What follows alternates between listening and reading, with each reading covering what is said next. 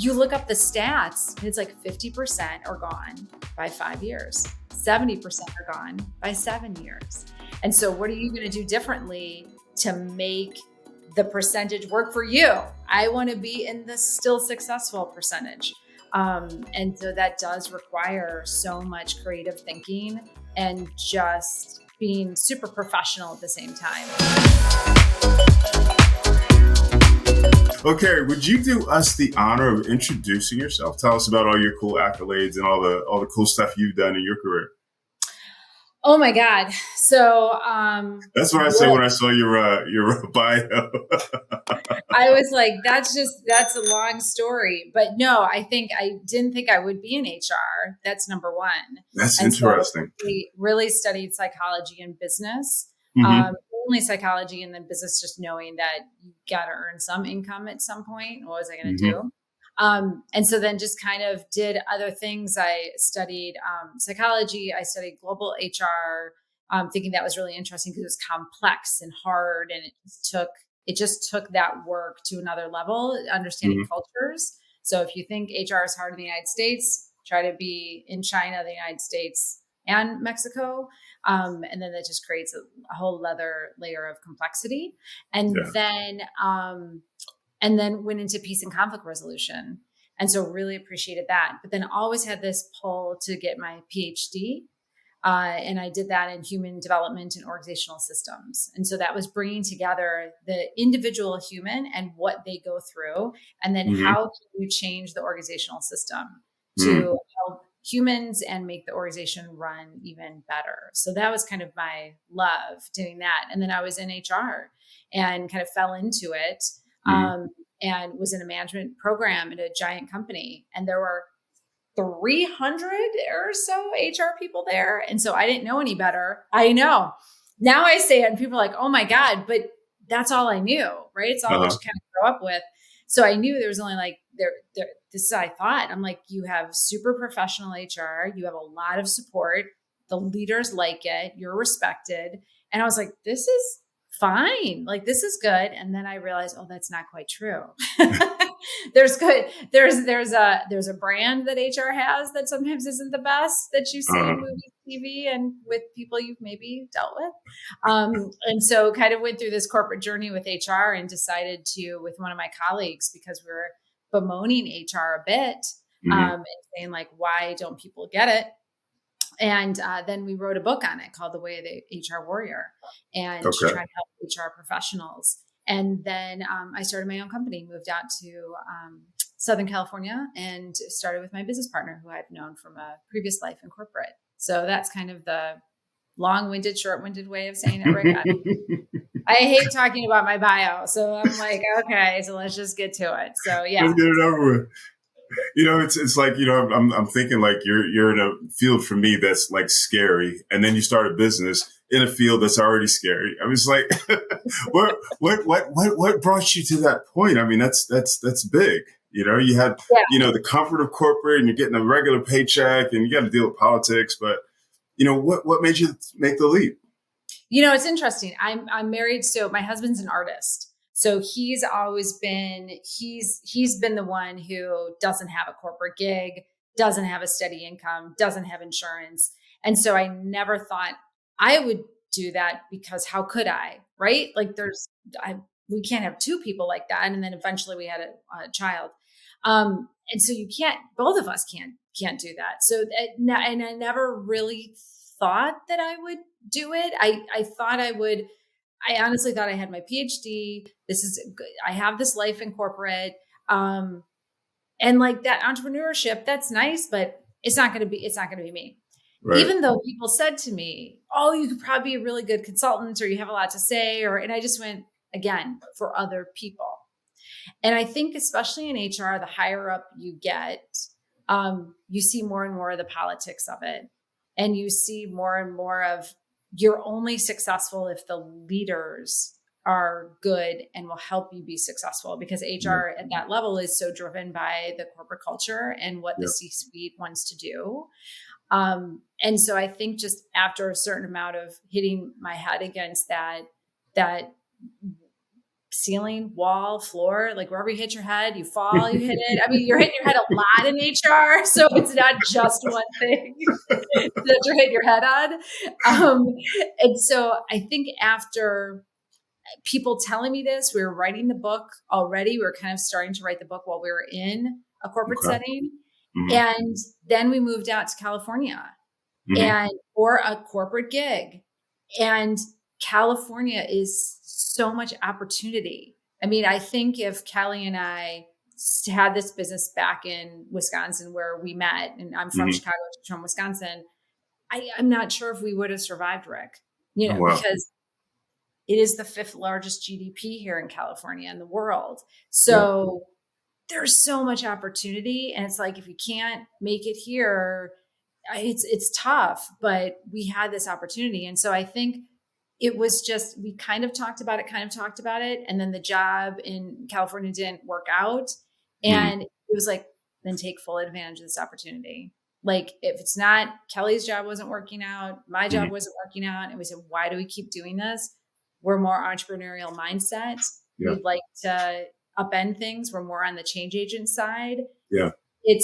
Could we do corporate again? And when you do that, right? So when you have I remember recruiters calling me and they're like, yeah, but if you do it, you'll never be able to get back into corporate. They because it's a recruiter, right? They're of course going to tell you, like, I get to make money off you right now. You don't want to wait. And they're like, you'll never be able to get back in. And I thought, that sounds great. Like, never going that back. Backfired. Never going back in. And I mean, I love the flexibility that it affords us, and just the money and the accolades and the title is not as important. It is a way of life now. And I love that. And I love that it's all fully integrated into my life. But I feel like I'm getting ahead of myself, Rick. So that's, I will stop there. It was getting exciting. Come on. It's like you left us on a cliffhanger. Well, I feel like you might have a question. So I'm like, I should shut up and have Rick ask a question and then I can respond to it. All right. I'll jump in. So you mentioned the entrepreneurial mindset that you guys have. Tell me about that. Yeah. So I think, I'll take it from 2 perspectives. So I have it from me and what I do, but then also we do a lot of assessments for clients. And there is a profile. So we use the Caliper assessment. Shout out to Caliper. I'm sure they're thrilled. They're like, oh, wow, thanks. But when you look at that profile, the psychological profile of an entrepreneur, there is some things that we see. So there's a trait of just influencing and selling and wanting to kind of make not quite a difference, but you want people to see your side of it, right? So you just can't help it. You kind of ooze it. And so I have that part of of the personality where it's just this natural, like, Rick, I can't believe you're not going to buy this car. You know what I mean? Like, how could you not want to, like, join this? How do you not want to be an HR warrior? Like, come on. So there's got to be that kind of enthusiasm and influencing skills that kind of comes naturally for it. The flip side for the entrepreneur, though, which I think is hard, is you have this entrepreneurial spirit of I want to influence you. I want to change. I want to do something in the market. And then you also have to, like, run the operations, which usually is not part of the profile. That is not what gets you up in the morning. And you're like, I got to do invoices and I got to figure out my social media and I got, like, that part. And so that's why it's so good to have a business partner like Kelly, because she's different from me. And so she likes more of that stuff. But I think that influencing, the risk taking is high. So you gotta just be this, I'm okay with risk. I'm okay with pushing myself. And then the unknown. I mean, you have to be like, so I don't know if I'm going to make my money next month. I don't really have a safety net. Like, you have to just hustle and hustle is kind of overused, but it really is just this constant creative problem solving. So it is, I didn't get this client. That's fine. How could I do that? How could I network with these people? How could I get more referrals? How could I, so you're constantly just waking up and figuring out how can I take the next step and what's next for our company. And by the way, the stuff that I thought was going to work out, didn't work out. So I could, like, cry over it and be like, I can't, or just go, nope, that one didn't work. Let's move to the next one. So there's kind of this just creativity and brainstorming you always need to have. And if you don't, it's really hard because you get stuck. You're like, this is my product. Why won't they buy it? Well, they're not buying it. So you better do something different instead of getting stuck in it. So does that answer your question, Rick? It does. It does. It does. It does. It always takes me back to, if you don't fish, you don't eat, so you got to get out there every day.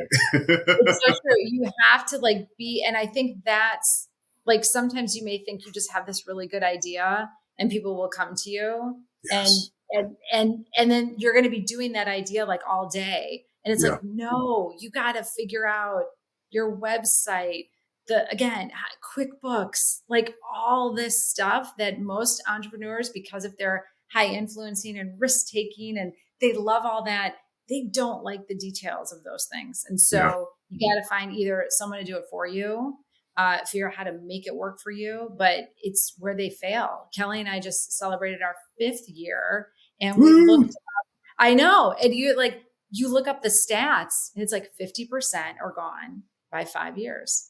70% are gone by 7 years. And so what are you going to do differently to make the percentage work for you? I want to be in the still successful percentage. And so that does require so much creative thinking and just being super professional at the same time. I don't know how, sometimes people you talk with them and you're like, how do you even have a business?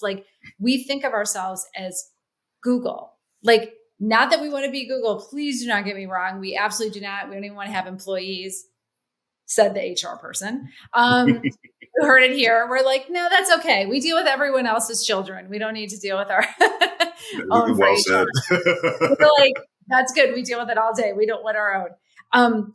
But even though we're 2 people, we think of ourselves what would a big company do or act like? So a big company has a finance department. Okay, well, our finance department is QuickBooks. Okay, a big company has social media and they have a marketing department. Okay, how do we have a marketing department? What is our brand standard? What is our font? So because we've worked in big corporations, it really helped us think like a big company, even though we're 2 people. And I see it sometimes entrepreneurs, if it's just 1 or 2 people or less than 10, they kind of don't think and act like a big company. You kind of should. Raise your game, elevate yourself, because then people will see you that way too. But don't seem like a mom and pop shop sometimes, if that makes sense. It does. It does. So you're a strategist. I don't know if that's by nature, or is that by training, or? I think it's just naturally what I do, and there's also a ton of training behind it. Yeah, so it's both. So talk to me about that and how you feel like it influences your business now. I mean, you guys are 2 people, versus creating a strategy and having a whole bunch of people go implement that. What is how does that work for you? Yeah, I think I get to scratch the itch on strategy with clients, right? So when we do change management and we have to implement something across 9,000 employees, that's if I really want to get that complex puzzle and be like, we got to roll this out in 10 different time zones to 24-hour clock and 5 different languages. You got to work with big companies. You got to do that. Yeah. And so I think, that scratches that itch. I think for me and Cal, we talk a lot, again, we're a bigger company. So what's our 5-year goals? What we're just talking, in fact, we're meeting tomorrow to talk about mid-year goals. And what do we want to look at 5 years out? And we have, again, the structure of a big company and that strategy of what are our goals. And we're we want to shift our revenue to a slightly different model. It's 90% this way right now. We want to shift that to 66%. And so what are the other products that we could bring in? And what are the other services we could bring in? So we're constantly thinking about that and also talking to people, reading the market, things that we thought would work out last, a couple of years ago. We're that'll be 70% of our revenue. Try 0.07.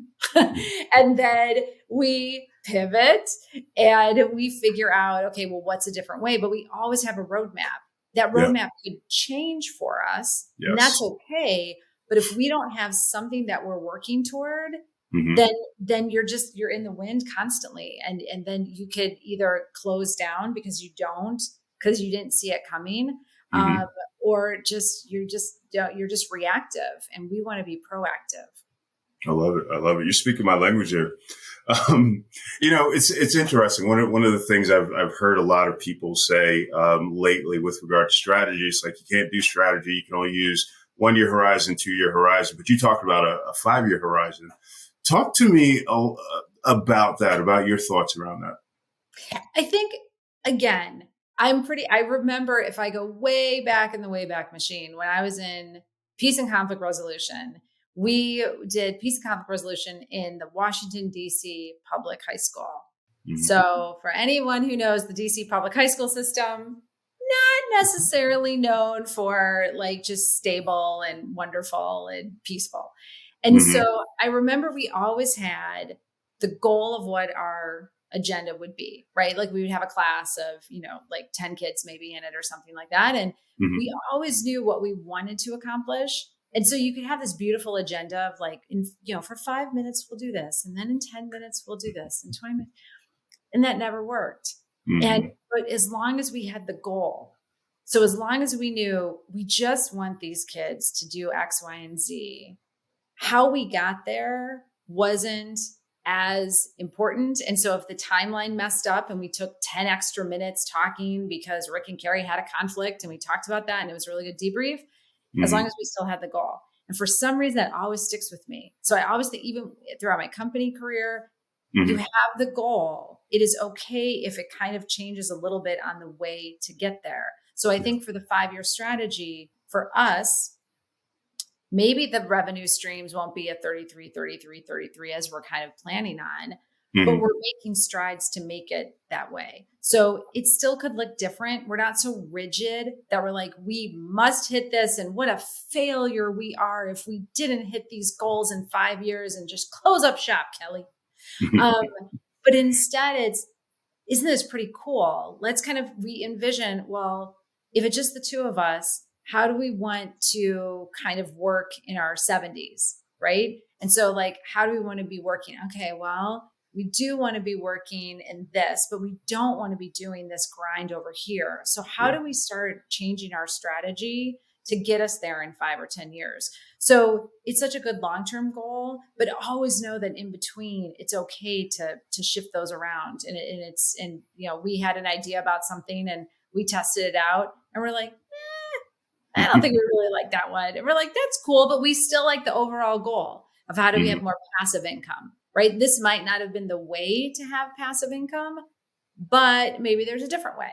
So big goal, still want that, but how we get there might be different. So, I mean, I understand these companies especially because they have to be more defined and articulate about it because mm-hmm. employees want to hear it. So, but how do you kind of get employees to understand that the way we get there sometimes could be a little bit different? And I think employees have a real hard time with that, especially those in bigger companies, because they're not entrepreneurs. So they do kind of like their comfort and they want to know, this is what we're working on. And you said we were going to work on this. We're not. So what does that mean? So it just means a lot of communication and a lot of trying to get a different mindset, which is tough. I think, it's so funny. We interviewed someone about a week ago and he also has a partnership and we were talking about, isn't that great to have someone else? It was, and I honestly, if you ask Kelly, I don't think either of us would have started if we didn't have the other person. Mm-hmm. I think it's so hard. It's so hard to be on your own. And so if you're on your own, how do you have your either board of directors or mentors that you can bounce ideas off of? Yeah. Even though Kelly and I are pretty independent people and like never really thought, like we're not overly gregarious. We're not like always going to have to hang out with people. You know what I mean? Like we're pretty good by ourselves. Yeah. But starting the company just with one person, it's a lot. And you kind of get into like a little vacuum. I know some people can do it and they're super successful and they do a great job. Just for me, it's kind of like you have to know yourself. And I just wouldn't have done it without a partner. But the key to that success is our value system is very similar. So even though we're very different in how we approach work, the values of we love the client, we're there to make your life easier, we Abbracci, our company name, means embrace in Italian. And we take that to heart of we're embracing not only you as a client, we want you to be successful, but also we embrace a lot of chaos. So like people are messy. People have a lot of issues, and a lot of people run away from that, right? They're like, ugh, I don't want to. That's why I'm in engineering. Maybe engineers tell me that all the time. That's why I'm in engineering. I don't want to do that. You have to just kind of know yourself, and do you want to do solo or do you want to do kind of a partnership? But if you do that partnership, because I've heard hard stories about that, if you do your partnership, make sure that that person has the work ethic. I think I have the same work ethic. And the same love of our life and being flexible and having that. So we will turn down certain things, or we won't have employees because we appreciate our lives the way they are. So you have to have that same value match, or else you'll probably not be overly successful as a partnership. Wow. That's again, that's so on point. I think your background gives, maybe a different perspective. You talk about values and those sorts of things. I guess along those lines, I think about, roles. It's always, you talked earlier about like the difference in your approach, but how important is it to really define roles, whether, you're the CEO and, your partner's the COO or something like that. How did you guys get there, and what does that kind of look like? Yeah, I think again, because we treat ourselves as a company. So a company would have, as Google will have, I say this to my accountant all the time. Does Google write it off? So should we. That's why I use Google all the time. I'm sure he's like, okay, you're not. I'm like, but do they? And so you have to have defined roles. You can't just say you're co-CEOs or you do need to have defined roles. For Kelly and I, it was quite easy because when you look at what a CEO does, of being more out there, being the brainstorming, setting the strategy, things like that, that comes naturally to me. Operations come very naturally for Kelly. Just making sure that stuff runs really well and process and structure. And she's incredibly good at that. And so it naturally broke down into those roles. And we're like, that's kind of perfect. But again, we said, what does a company need? And therefore, what are those skill matches that we have? We match those roles. That's perfect. And that's how we figured that out, because it's necessary. And we still, like, when a new thing comes up, we talk about like, okay, do you want to do the social media for this? Is that your role? Okay, I'll work on these invoices. Like, we are pretty structured. And I think that is helpful because we've been in HR and we see where so many things go sideways because we haven't defined it. We're like, Keri and Rick are just going to work on this. Okay. Then how that works out. Rick thought Keri was going to do this. Keri thought Rick was going to do that. I mean, that doesn't often work. And so even though Kelly and I will almost share the same brain on something sometimes, like, we still define, and we never take offense to it. Like, we never take offense to, are you going to do this? Or we remind each other a lot on things just because we're like, did you take this? Wait, am I losing it? Did you take this one? We're constantly in communication about that, and talk about, well, what happens? Like, we still need to work on what happens if one of us gets sick or incapacitated or dies, like what happens to the business? And like, we're very practical about that we don't take a lot of emotion. It's about the business. And so that's really helped us maintain that and maintain those boundaries as well of who does what. Cool. Awesome. So, I mean, you've been at this for 5 years now. I imagine, you've painted like the Golden Palace with, everything worked out absolutely perfectly. Isn't it great? Yes. Exactly. You guys are going to be Google whether you want to or not. You're not. Absolutely not. Tell me about a challenge that you guys had, and like how you got through it. Oh my God. Well, we could take COVID. You know what I mean? Like, that could have been a little bit of a challenge. I think so, but I'll talk before about that, because even before COVID, we thought when we did our like first year revenue targets and stuff, we thought we would sell out based on the book of like our HR workshops. We're like, what HR person doesn't want to learn and grow and develop? And like, how could you not? Well, a lot don't. So, so we had all these like amazing plans and none of it worked out. And then we're like, well, what do we do? Because we put so much energy into that. And so it became, okay, how do we network? How do we learn from others who have found clients? Because now all of a sudden, instead of doing those workshops, we had to like actually be HR business partners with clients. And so how are we going to find those clients now? How can we reach out? And so it was constant knocking on doors of our network, and then trying to work with a marketing firm, a lead generation firm. And so just, again, keep going back to, this isn't working. That's fine. It didn't work. And now how are we going to change? And so we didn't spend too much time blaming. Do you know what I mean? Or we just didn't take a lot of time we analyzed what went wrong. That was important. Like to analyze, okay, this is not the market for us kind of thing. But it wasn't like, oh, I can't believe this didn't work, and hand wringing and clutching of the pearls and blaming each other. And like, we just don't. You got to figure, if you want to stay engaged and stay in this business and never go back to corporate, which I will tell you, that's our through line, never go back to corporate. And if you have that, that's kind of your hustle, right? Because you're like, I don't want to go back. Therefore, this has to work.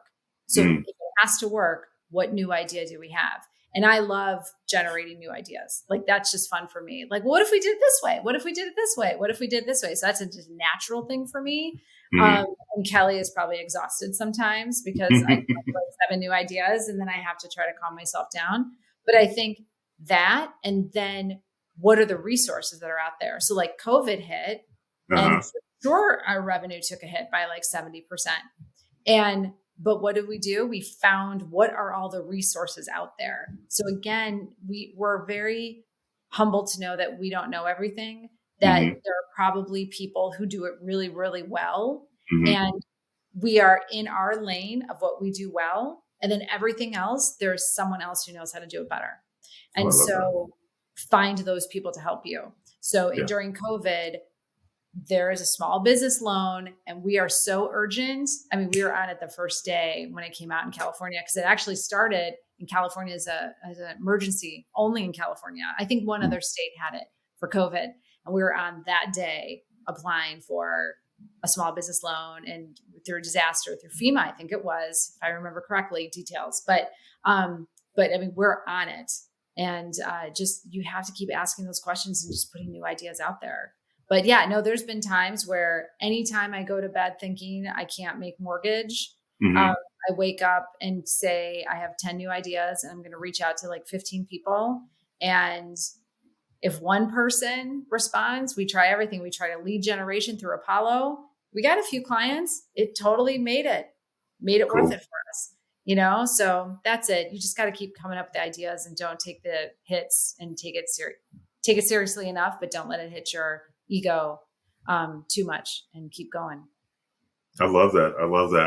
It's like, you know, it's not just the grind, you know, just getting up there and you know, just doing it, going through it, but it's really thinking through, you know, okay, what are we going to do next? You know, this is the problem, you know, I'm not going to let it stop me. You've got that framework that I love. I'm not going back to corporate.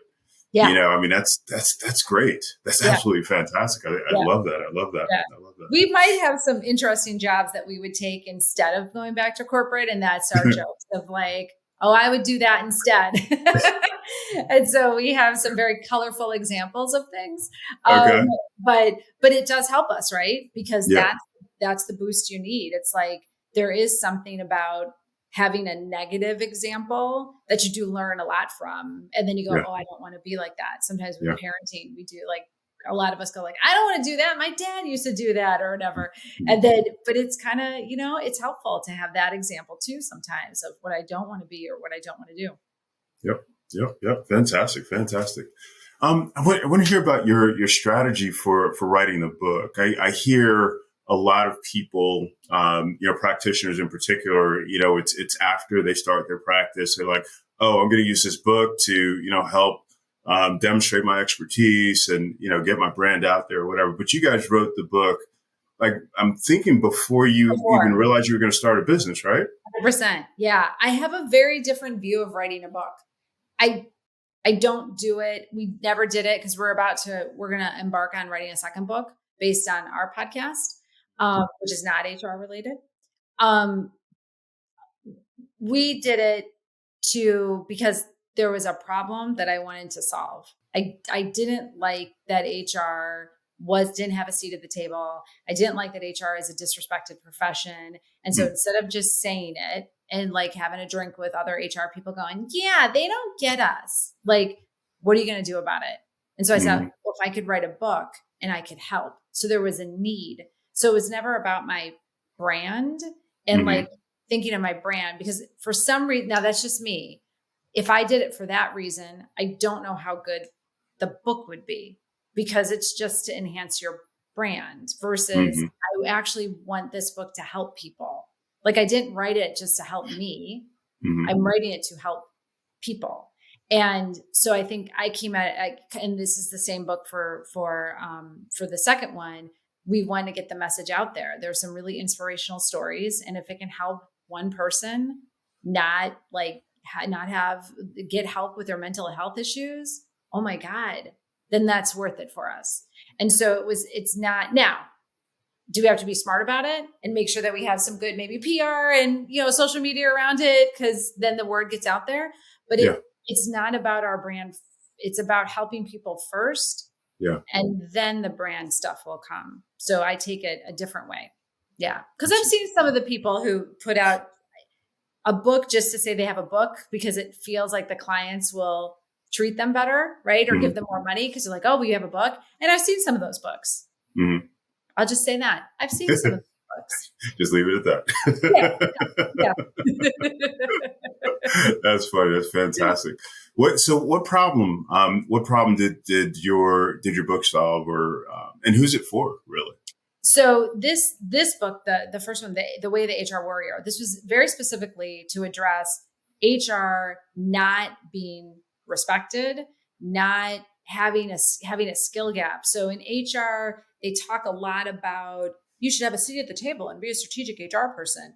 But yet I saw these HR people not know how to do it at all, like that whole skill gap. And so what Monica and I did, to the co-author of the book, we came up with a framework. And so it's courage, humility, accuracy, resiliency, goal-oriented, and exemplary. And if you can do all those things, you're an HR warrior. What we've realized though, is that's kind of for every job. Like, you have to have courage in every job. You have to have humility. You have to have resiliency. Even being an entrepreneur, how are you doing all those things? And so the model was really, it's more of a practical, actionable handbook on, well, how do I have more humility? How do I show more accuracy? What does it mean? And how do I do it? Yeah. Because we wanted HR to be it's a really important profession. And it really has some, it doesn't get a lot of shine on it. And businesses are kind of like, ugh, I got to have HR here. Instead of being like, oh my God, here's someone who could help with this asset, right? Just like I have supply chain, just like I have finance, just like who's going to help me with, I don't know, the humans who are very different every day, and do some interesting things. And so that was it. So it was kind of, in a way, just a love letter to HR. Like, I want you to be this amazing profession, and here are the skills. I don't want to contribute to the problem by just complaining, but here's the skills on what you could do to be amazing. And then, like I said, the charge framework, we realized, oh my God, we had non-HR people read it and go, oh, yeah, this is like helpful for my career. Like, how am I showing my courage, or how am I showing my resiliency in my own career? And that's what we'll base the second book off of, is that framework, and how people just have changed their lives with that. I love it. That's awesome. I have 10 more questions, but I only have a couple more minutes. So. Isn't that how it always goes? You're like, oh my God, how am I going to get through? Like, we'll never have enough time, or we'll have too much time. And then you're like, oh my God, I have so much. Yeah, staring at the quiet camera is always fun. I want to hear about your podcast, inspiration. Who's it for? What do you guys talk about? Yeah. So from the framework, so that charge framework, we thought, especially in HR, again, this comes to us kind of naturally. People talk to us about their lives. So we have coaching clients, we just end up talking about, well, how did you choose this career, or why, especially we interview so many people for interviews for jobs. And you hear these amazing stories of how like one thing might have changed their life, one phone call, a move, anything. Yeah. And we thought, oh my God, it's not HR, because we're like, we got enough HR stuff going on, and there were just these beautiful stories from I hit bottom and I had to call someone to help me, to I moved across the state, my whole life changed, to someone asking herself the question, what would make me happy? And the answer was, I'm a man now and I need to be a female, and that would make me happy. Like really severe, life-changing. And I just thought if more people heard that Rick has gone through it, Keri's gone through it, how did I go through? Because sometimes they see us like you're saying, oh, it seems like a golden palace now. Everything's great. You have 5 years. It wasn't. And I had to make some pretty hard choices. And so what are some of those, and what can you learn from that? And we just have these beautiful, beautiful people tell us that share these very vulnerable stories of, like I said, mental health and divorce, just saying like how they got through it. And I think it's really helpful for some people. I know one person, Kelly's sister actually, and she listens to one of them like on repeat because it's so inspirational just to hear this one person. There's just that one. And she just needed it for a certain amount of time to hear how this person got through something. And it was so beautiful. And that's what we love to do. So that's the very like uplifting part of our jobs, because HR can be really uplifting when people find their right things in their career and it changes their lives. So I can imagine. That's wonderful. Yeah. That's beautiful. I absolutely love, your people orientation. You've just talked about it like so much in so many different ways. And it's just like, wow, that's really cool. You're very, you strike me as someone that's very genuine. So I applaud you for that. Oh, thank you. I've tried hard. Yeah. And people are really cool. I mean, they're super frustrating. Don't get me wrong, Rick. They're like the best. I always debate with my engineer friends because they're like, ugh, people. And I'm like, yeah, but as engineers, you like problems. And aren't like people the most delicious, complex problem ever? And they're like, no. And I'm like, yeah, but on Friday, you leave and your machine is the same when you come back on Monday, right? And so maybe the machine doesn't like boot up the right way, but it's still relatively the same. I said, let me tell you about humans. They leave on Friday afternoon and you're like, bye. That was great. It was great working with you this week. And then on Monday, they come in, they're like, I quit and I hate this place. And you're like, what happened over the weekend? Like, humans are the most complex machines ever. Yes, so I try to win over my engineers that way.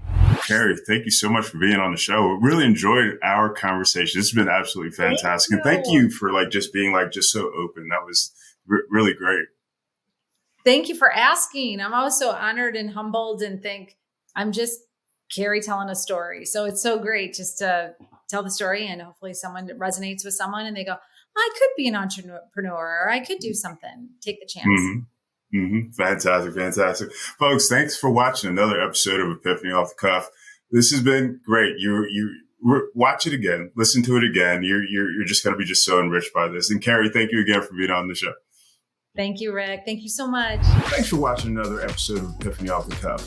Please make sure to subscribe and hit the notification bell so you know when the next episode is going to drop. Don't forget, we're on podcasts as well, so you can catch us on your favorite podcasting platforms. We look forward to seeing you on the next episode of Epiphany Off the Cuff.